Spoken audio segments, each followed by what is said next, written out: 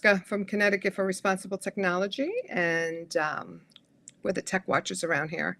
I'm doing this live. Actually, I won't stay very long because I will have a 1-year-old waking up shortly from her nap. So it's a very short video that I just wanted to explain. I posted earlier that we have 2 bills that are sitting in committees. And allegedly, these committees are going to stop doing any public hearings because, they've had over 3,000 bills to consider, so on and so forth. But there are 2 bills that we, as Connecticuters, or whatever we're called here in Connecticut, we have a right to have these bills brought forward. They were put into these committees, the 2 separate committees, 2 separate bills, in January. Okay, so they've had plenty of time to review these. Now, these bills are really for us. They will give us the opportunity to control 3 important things. HB 5107 bill is about controlling smart meters, AMI meters, or whatever meters they're calling them these days, that are placed on our house that are intrusive, radiating, dirty electricity, ungrounded, dangerous devices. Okay, we've been asking for years and years. So we have a bill that gives us an opt-in option, and we want that bill brought forward. That bill also includes the ability for us in our local towns to have jurisdiction and decision-making on where these antennas called 5G or whatever G they're going to be putting in our local towns, because there are 2 agencies in Connecticut that make those decisions for us and against us, to be honest with you, because none of them get rejected. So whatever industry wants, industry gets. And, it's about time we stop rolling over and just saying, oh, well, we can't do anything about it. That's one bill, HB 5107. And the other bill is SB 302. That's in the environmental group. And you would think that they would have jumped right on it. That bill is about stopping what you have been seeing constantly in our skies. And if you're not suffering from a respiratory illness or a sinus infection or even asthma, maybe you've never had asthma, but now I'm hearing lots of adults are getting diagnosed with asthmatic issues because this is excessive chemical spraying that they're doing on us every day. Okay, I just go visit our page. We post them very frequently. And a lot of people think that contrails, not in our geography. If we lived in New Mexico, we may have some of that condensation, but these are not contrails. So what I wanted to do very briefly before my 1-year-old granddaughter wakes up from her nap with Grammy here, I wanted to show you what are we asking you to do. And it's a big ask, to be honest with you. And it's a matter of sending out some letters that we have crafted with some very expert advice on a constitutional method basis. All right, we're holding these people accountable to their oath of office. They have a duty to take direction from us. The Constitution is their job description, not ours. That guarantees our rights. We have these rights to be safe in our homes, in our communities. We have a right to choose what laws we want enforced. But as you can see, we all know it's the globalists and the corporations that are really having the big push with our legislators, and this year more so. I just heard this morning that we have over 3,000 bills that they've been rummaging through to figure out whatever. So I want to show you what I've done on our website. I've loaded up these letters that our team has helped me craft them, really. Without this team, we wouldn't have these letters. And we're sick and tired of putting petitions that get ignored. We're sick and tired of sending emails that get ignored and even submitting testimony that people don't even respond to or read. So this is our approach using the administrative process and the Constitution method. It's an affidavit based. Okay, so I want to show you how easy it is for you to participate and to help us. I honestly don't care that their public hearing committee decision sessions are over. You know what? They go through the beginning of June. And I have seen in the last 3 years, okay, them slamming bills in the last minute of the last day, okay, literally at like 11:58. A bill that did not even get a public hearing with the public. They got a hearing, but with their cronies and industry, but not the public. So they have a job to do, and they have it between now and the first week of June to do it. So if they have an issue, let them respond to our affidavit. So let me get to it and show you. Let me do a share. And let me show you. I know it's going to be a messy screen. Let me go here. So hopefully you can see, okay, that the website, it's a very simple website for now. We're adding more things, but we're a volunteer, and there's only so many things in a day that we can all do. But it's called ct4rt.com, ct4rt.com, and it's right here, action requested. I don't require anything from anybody. It's not my job to tell people what to do. We're a grassroots, unincorporated, not-for-profit. We make no money, okay? Everything that we've been doing between funding the website, mailings, and things like that has really been from a very small group of people who volunteered time and money to make some of this stuff happen. Okay, so what we're talking about, as I mentioned, 2 bills that are sitting in probably in the garbage, okay, to be honest with you, the way these, committees work.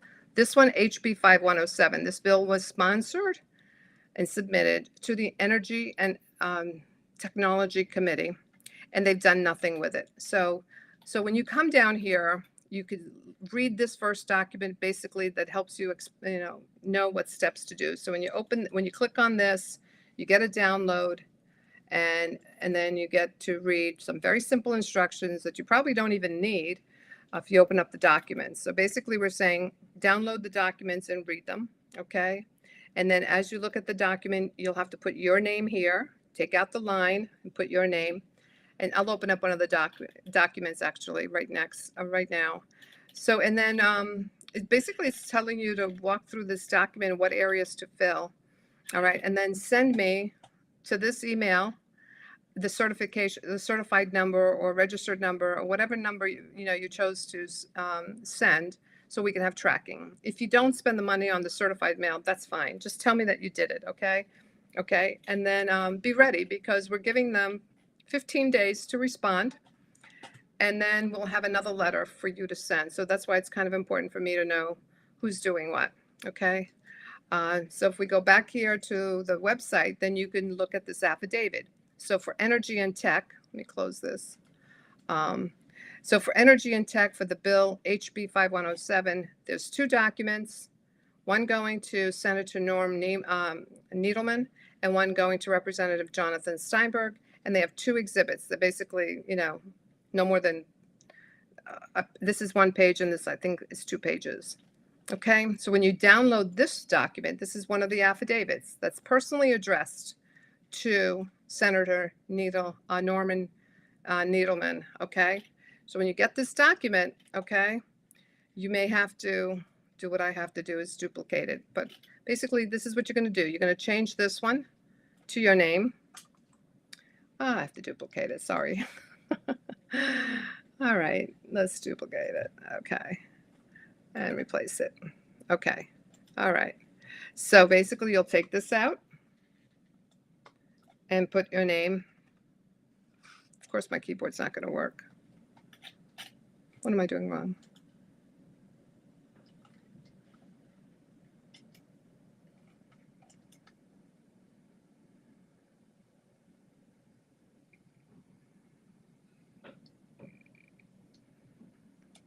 I must have lots of versions out there.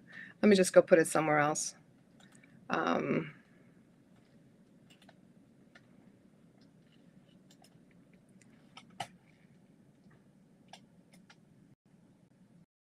Okay, there you go. Sorry about that little glitch. Okay. So just kind of go in here and replace your name with Patty Sue. Okay. Last name, Patty last name. Okay. And then literally, please take the time to read this. This is very educational. You're going to learn more about our Constitution just simply on this document, okay? Okay. And then we get into the details. So we're giving them a foundation as to the Constitution. Any act committed by you, Mr. Needleman, either supports or opposes the Constitution, national and state, or opposes and violates it. We're laying down the truths. These are truths. These are facts. Okay, and if they disagree with our truths and facts, they need to rebut them, because an unrebutted affidavit stands as truth. That's a maxim of law. Okay, so we're kind of, again, I wanted to keep this short. I know you can read. So you're just going to go through these steps, read those points. We describe here the proposed bill, HB 5107, here and after HB 5107 was introduced. We give them a little history, okay? We tell them that the purpose of this bill does not define the smart meter, but we're going to be defining it here, okay? The one, it's fixed to the private dwelling and transmits to any receiving facility. This transmits all day long. It doesn't transmit once a day. It doesn't transmit twice a day. It transmits all day long, okay? Every second, and even every half second, it's transmitting, okay? So we give them a little background on the small cells. So we're talking about small cells being our choice, as well as smart meters being our choice, okay? And then we're telling them by this affidavit, I therefore demand that HB 5107 be moved out of the Energy and Tech and made available to the general public for debate and disclosure. So if you go through this document, and then this is where you're making a few more edits. Put your name here. All right. And then the date, put your certified. If you do certified, the number looks like this. If you do registered, just take that registered number and put it here. Okay. Change your county. Okay. So I would be down here in Fairfield County. Okay. All right. Go over here and, you swear on this day, whatever the date is that you're doing this, you're signing this. All right. And that you're going to appear in front of a notary public. They're available for free at banks. And they're also available for a small fee of $5 a page. So you basically, all you need to do is give them these 2 pages. Okay. And all they need to do is verify that you are the affiant. Okay. Patty Sue. Last name. Whatever that is. And you appeared, and then they sign here. They put their commission date here. All right. And then we're doing a certificate of service because this is a legal document. This can hold up in court. This is a legal communication. It's not just one of those friendly little emails. Please, please, please. No, we're holding them accountable. And then you put the date, and then come over here and put your name again, and then put an address, either a P.O. box or an address, whatever, it pertains to you.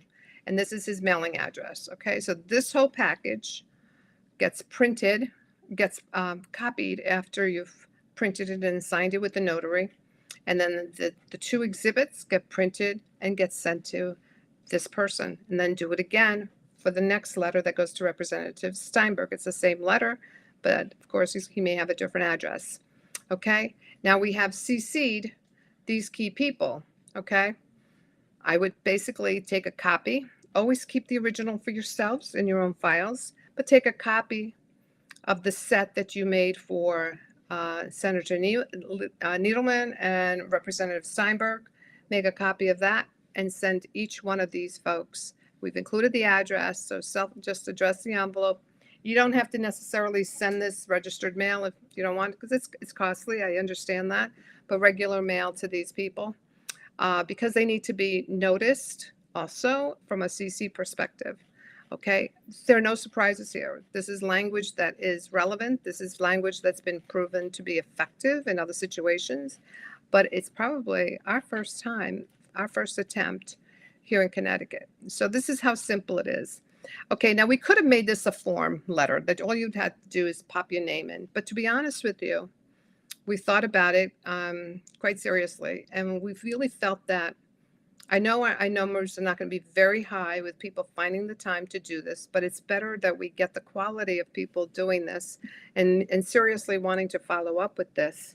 And also, this is educational. I mean, when you read this affidavit of truth and demand, okay, and you understand what we've written here, and by the way, you can even add to it right here in the middle, okay?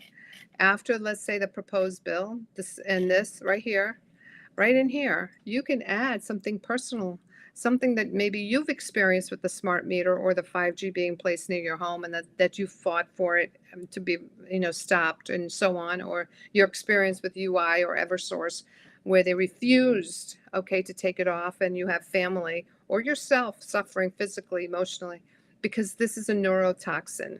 Okay, when you look at these smart meters and Wi-Fi and radiation emitting devices that are getting closer and closer to our homes, these are neurotoxins. They generate radiation. Call it whatever you want. Microwave radiation. It's pulse modulated radiation. It's RF, EMR. It's all of that stuff that's being closer and closer to our homes.